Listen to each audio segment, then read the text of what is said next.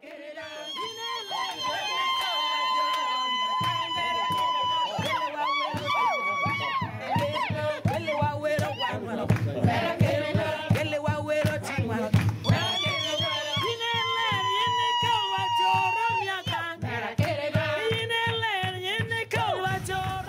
Anna Ochieng. I'm the director of Hope Restoration Center in Lira, and seated next to me is Penina Adong, who is the mother of the 28 children being kept in Lira. So this project in Lira started way back in 2003 when we lost our dad, who was a reverend. So when we lost our dad, he was keeping these kids, but he had no funders. So they got him, and then they captured him. They worked with him for some 4 to 5 days. Then they caned him, and they got a huge stick, and they beat the whole head until he had to die, and his body was found after 8 days. And during that time, it was Penina who was staying with him in the village.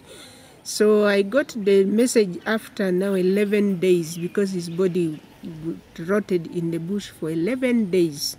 And it was after 11 days that the Penina and some other soldiers looked for the body. They got the body, and then he was taken and buried. So during that time, Penina had a hard time, because he had now nowhere to get these kids. By the time when they captured him, all the kids had to take off. They ran different corners, and then the church members started just helping her by collecting the kids. So when they collected them, they gave them transport, brought them to Lira town. And that was the time when they gave me a call. So they were in the camp whereby they were giving them dry beans. They could line up from morning up to sunset. They give them 1 cup of dry beans, nothing for cooking, nothing for getting, no money even for getting charcoal. And life was so terrible.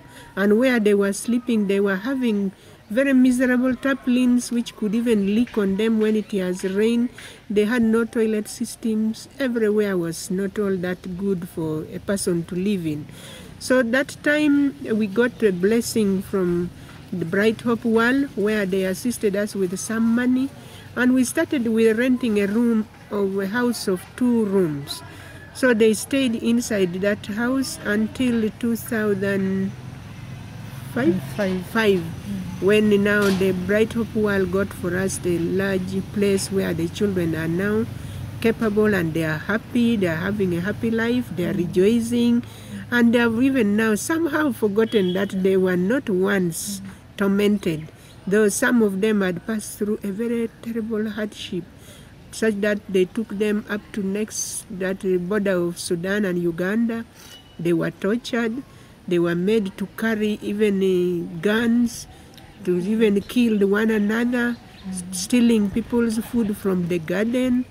So they passed through a horrible, and some of them even, they took them to be housewives after a year of 13, 12. Those soldiers were using them, and they could use them, 2, 3 men, they could use them. So most of the children we are having now pass through such hardship.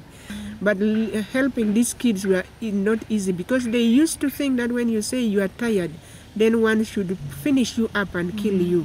That is a way of making you rest. So we kept on counseling and praying, and God is seeing us through. They are beginning to pick up, and they have picked up quite a lot, even in that classes, even at school. But we are trusting God that such a thing will go out of them completely.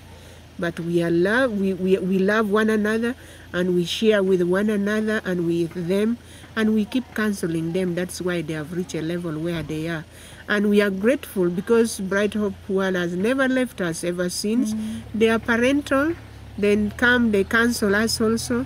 They counsel the kids. They pray with us together.